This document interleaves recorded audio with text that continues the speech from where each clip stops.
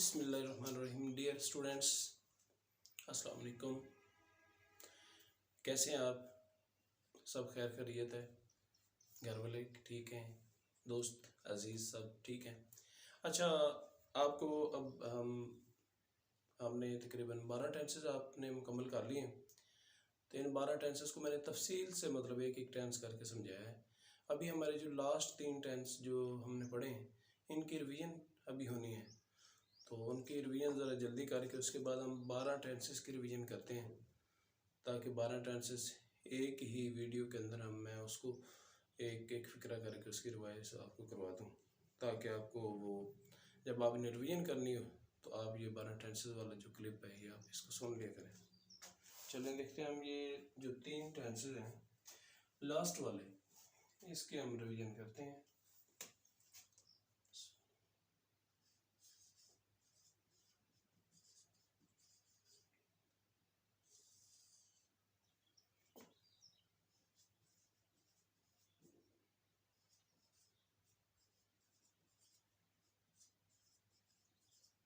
Revision है जी आपके last 3 tenses की।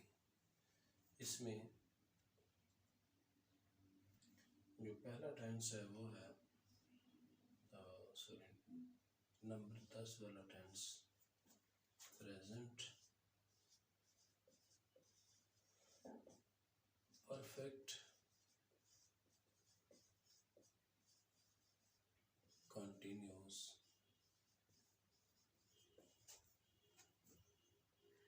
Tense.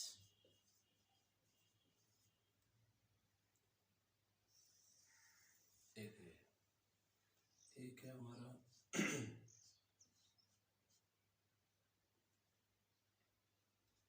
Past perfect continuous tense,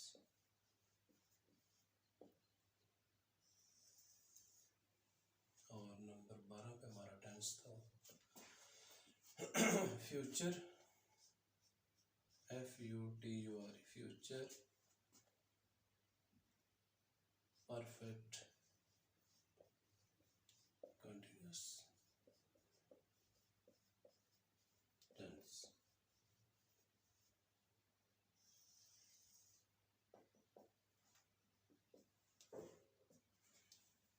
अब हम इनके देखते हैं, हमारे इनके जो फार्मूले हमने लिखे हैं वो क्या थे। इसका था subject plus helping verb has been या हैव बीन। इसके बाद वर्ब की फर्स्ट फॉर्म प्लस ING, इसके बाद ऑब्जेक्ट, और आगे सिंस या फॉर हम इस्तेमाल करते हैं अगर वक्त का जिक्र हो, प्लस टाइम। ये हमारा इसमें भी ऐसे ही था। तो तीनों का मेथड एक जैसा है, सिर्फ इनके हेल्पिंग वर्ब का फ़र्क है। तो हम इतना ज़्यादा यानी कि इनको बार बार लिखने की हमें ज़रूरत नहीं है, हम इसके हेल्पिंग वर्ब लिखते हैं।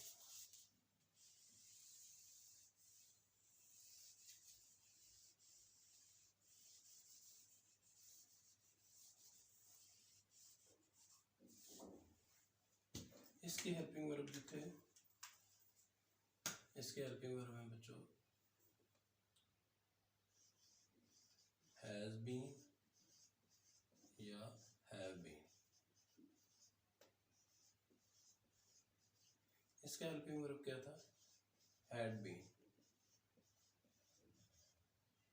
इसका क्या था? विल हैव बीन या था शैल हैव बीन।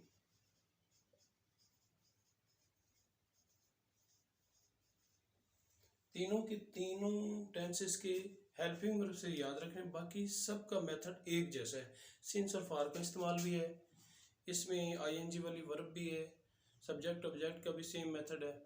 तो वक्त का जो जिक्र है उसमें सिंस और फॉर सेम मेथड से लगाने हैं। एक की समझ लें तो समझ लें, सबके लग गए। एक एक एग्जांपल हम कर लेते हैं इसकी।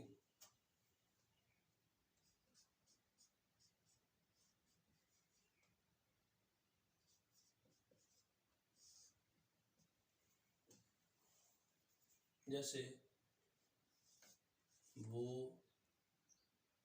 सुबह से सबक याद कर रहा है। तो इसकी पहचान क्या है? रहा है, रही है, रहे है। पहचान में क्या है? रहा है, रही है, रहे हैं, रहा हूँ। लेकिन साथ किसका जिक्र आएगा? वक़्त का। इसका भी वक़्त के जिक्र के साथ इसकी पहचान है। रहा था, रही थी, रहे थे, वक़्त के जिक्र के साथ। इसका वक़्त के जिक्र के साथ पहचान है। रहा होगा, रही होगी,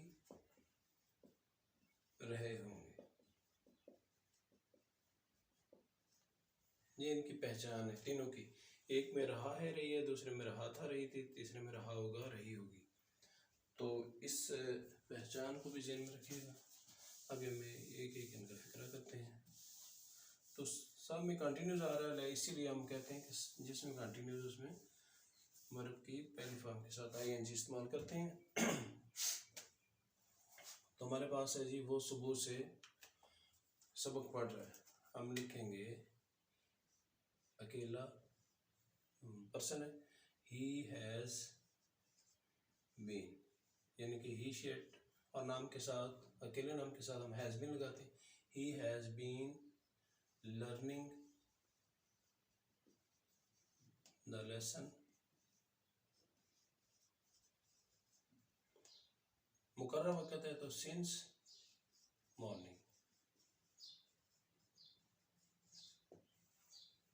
इसी तरह हम इस फिक्रे को अगर हम इस टेंस में लिखें तो ये लिखा जाएगा, वो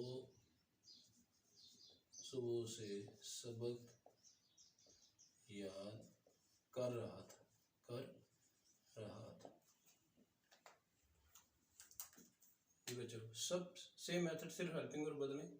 ही हैड बीन, इसका हेल्पिंग वर्ब अकेले ही है, लिहाजा सबके साथ हैड बीन आएगा। ही हैड बीन, बाकी सबका ये लिख देना, लर्निंग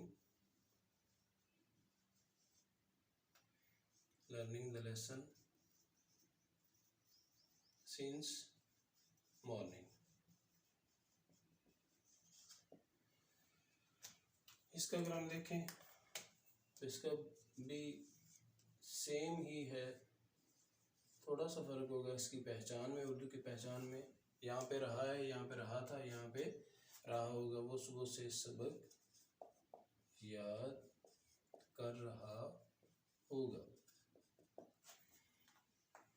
ट्रांसलेशन मेथड सबका एक जैसा है। अब ही या शी या यू दे या कोई भी ऐसा पर्सन जो कि जिसमें आई और वही ना हो, तो उसके साथ हम विल हैव बीन लगाते हैं, जबकि आई वही के साथ सिर्फ शैल हैव बीन। तो याद रखना, कैसे याद आसानी से रखा जाता है कि आई और वही के साथ शैल हैव बीन और बाकी सब के साथ विल हैव बीन। तो ये वो जो है ये ही के तौर पर इस्तेमाल होगा।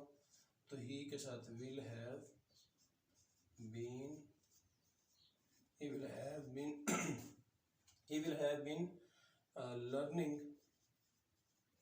learning the lesson since morning।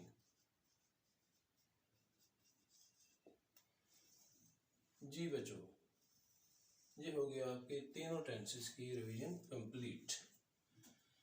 तो तीनों टेंसेस को आप इस वीडियो को देखकर आप सिर्फ ज़हन में रख लिया करें। इसमें क्या लिखा हुआ है दोबारा से आपको रिवाइज करवा देते हैं।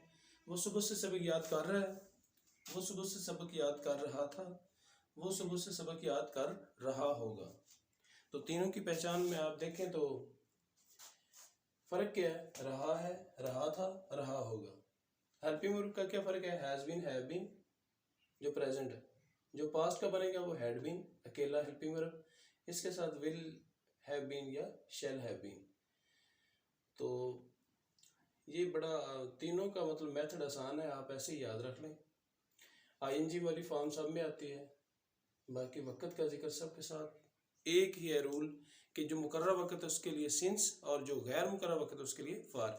अगर हम यहाँ पे इस्तेमाल कर देते कि वो 2 घंटों से सबक याद कर रहे हैं तो फिर हम इस्तेमाल करते फॉर 2 आवर्स, फॉर 2 आवर्स, यानी कि 2 घंटे पता नहीं है वो कौन से हैं, इसीलिए वो गैर मुकर्रर वक़्त हो जाता है।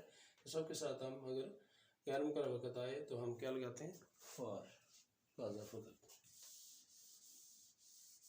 जी बच्चों, तो उम्मीद है आपको इस तीनों टेंसेस की रिवीजन बड़ी आसानी से समझ में आ गई होगी। रिवाइज आपने कर लिया इसको। आप चूँकि इसको तफसीलन, जिस स्टूडेंट ने पहले इसको तफसीलन नहीं पढ़ा तो वो एक एक टेंस को मैंने तफसीलन समझा दिया। तो उम्मीद है आप इसको भूलेंगे नहीं, अच्छी तरह रिवाइज करेंगे। इसी तरह आप रिवीजन अपनी जारी रखा करें। जब तक आप टेंसेस की रिवीजन करते रहेंगे आपको टेंसेस अच्छी तरह याद रहेंगे।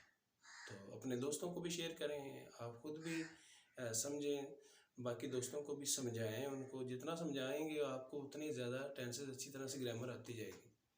तो इंशाल्लाह अब हम करते हैं, इसके बाद 12 टेंसेस की रिवीजन करेंगे। तब तक अल्लाह हाफिज़।